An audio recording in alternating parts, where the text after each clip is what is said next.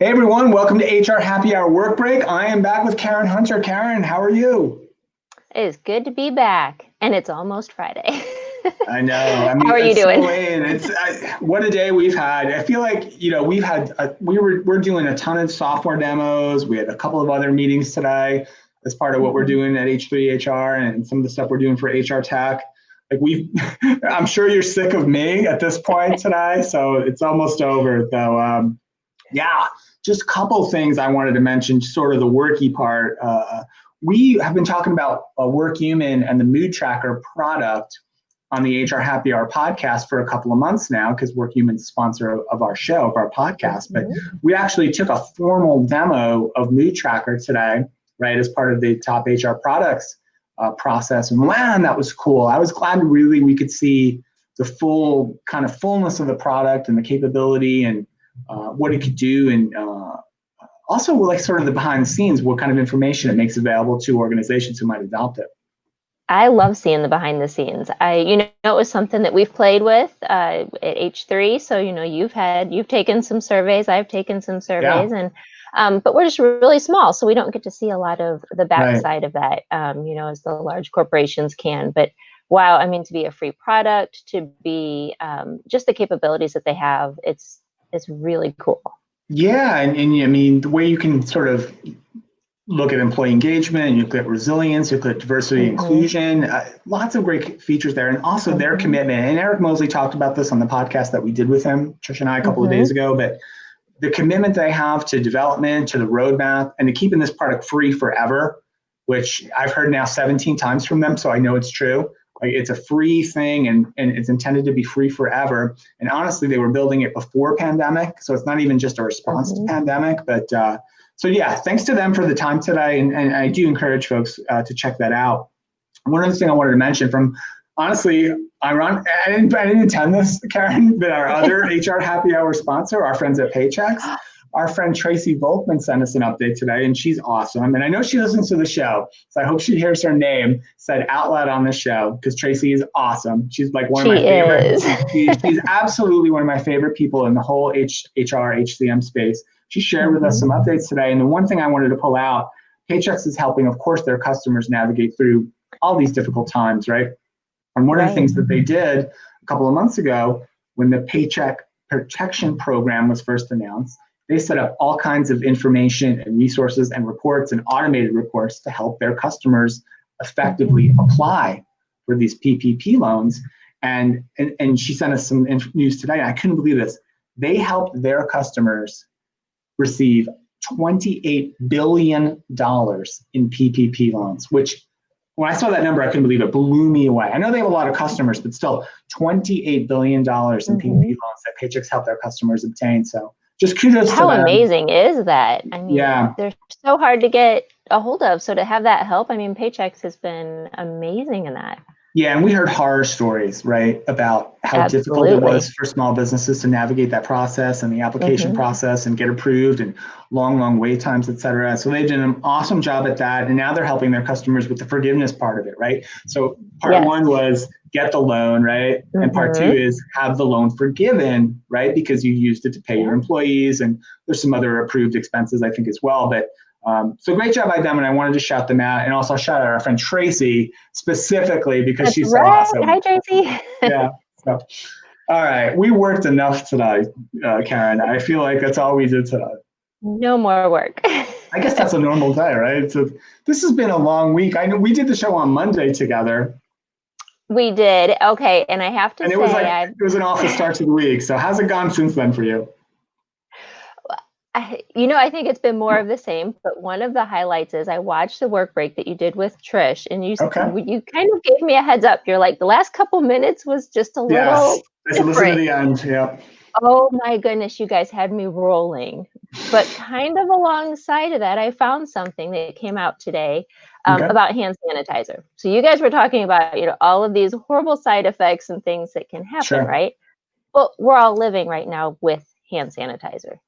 You take it everywhere. I mean, at least I do, my family, Yeah. because you can't always be washing your hands for 20 seconds and singing happy birthday. So you've got your little trusty little hand sanitizer with you. Well, now I've read it says the FDA has now expanded their list to 75 different hand sanitizers being sold at Costco and Walmart Okay. that are recalled because of toxic levels of wood alcohol, Wood which, alcohol. Okay. when absorbed into your body, causes blindness and death.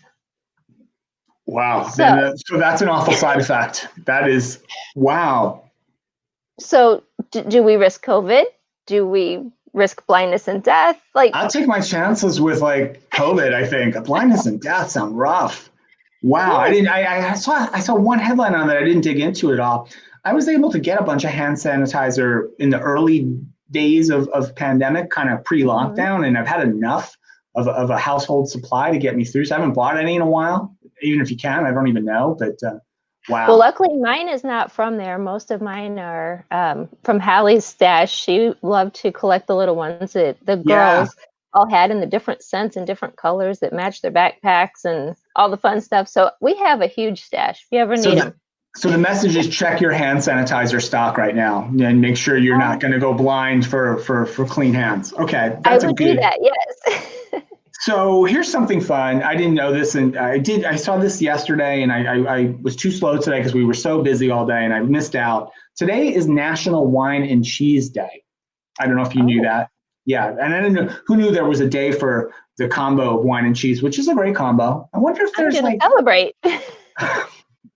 So how I was going to try to celebrate. So a company it's literally called House Wine. They're a Washington State winery. They were selling today a limited edition boxed wine pairing. So it was a box of house wine rosé, and I'm not a wine snob. Boxed wine is awesome. Boxed wine is great. Bulk, quantity, value, nothing wrong with the boxed wine. I'll never look down on that. But what they were selling was a combo of the box rosé attached to in its own separate box, but still attached, kind of, right? Okay. Cheez-It crackers.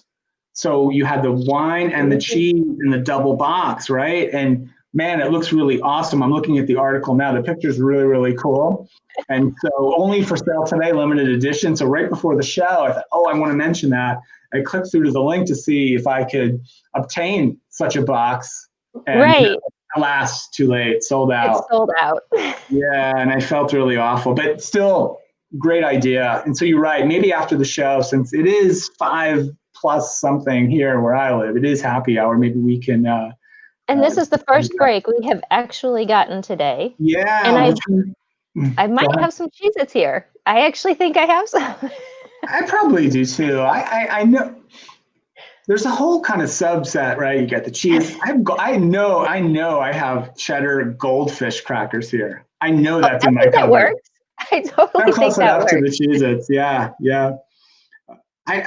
Here's something that came up today in one of our calls. I don't want to get into the details of it, but I thought it was super interesting, and I hadn't thought about it at all during pandemic and during lockdown and just doing all this and everybody working from home. Okay. What in the heck is happening to all the mail that would typically go to someone who worked in an office? I'm thinking, marketing mail, trade magazines, right? People it's not as much as we used to get in offices, but people still do get mail in the office, right? It still happens, right? Where'd all that mail go? I have no answer to that. I have no idea. I wonder if anybody knows that answer. And then whenever we, I guess, go back to whatever that normal is, do we need it anymore then? If we've lived so long without it? Because how often are you getting it? What, maybe monthly?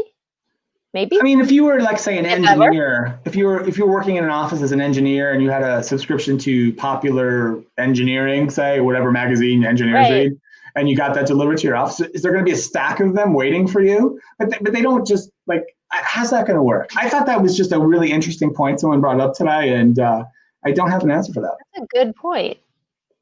So office mail, another victim of the pandemic. Another victim. So I have one other thing to say just real quick, and we got to get out of here because it's been a ridiculously long day. Tomorrow I'm going to do the work break with Madeline Lorano. She's coming back with me one more time tomorrow. We like to keep these things loose, not too many plans. We don't even really schedule the time. We just do them when we can. But we're going to make an exception for tomorrow. Madeline and I have conspired a little bit, and I think we talked about it yesterday on the show. We're going to go 5 o'clock Eastern or right about. It will be happy hour. She's on the East Coast as well. Cocktail hour. She's bringing a cocktail to the table. I will as well. We hope you do too. If you can join us tomorrow at 5 p.m. Eastern or whatever time it is where you are, just pretend it's cocktail hour. So it's going to be a work break Friday cocktail hour, 5 p.m. Eastern tomorrow with myself and Madeline. That's the plan. That sounds like a lot of fun. I'm going to need it. I'm going to tell you what, after this week, for reasons we don't need to get into. All right, that's it. We need to take a break. We're done. We're out of here. Karen, thank you so much. How's Stevie the Goat, by the way? I haven't asked you about him in a while. Is he good? Stevie the Goat is doing amazing. Yep. All right. He's doing great. That's all we need to know. Okay, super fun. For Karen, my name's Steve Bowes. Thanks for joining us on the HR Happy Hour work break. Tune in tomorrow, 5 p.m. for cocktail hour, and let us know what happens to your office mail. And yeah, that's it. I'm out. I'm fried. Bye, We're done. everyone.